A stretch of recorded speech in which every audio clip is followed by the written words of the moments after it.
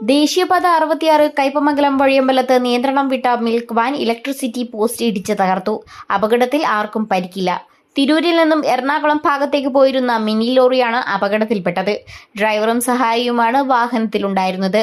ലൈനിൽ വൈദ്യുതി പ്രവാഹമുണ്ടെന്ന സംശയത്താൽ KCB അധികൃതരും പോലീസും സ്ഥലത്തെത്തിയതിനു ശേഷമാണ് ഇവർക്ക് പുറത്തിറങ്ങാനായത്. ഇന്ന് പുലർച്ചെ 5 മണിയോടെയാണ് അപകടമുണ്ടായത്.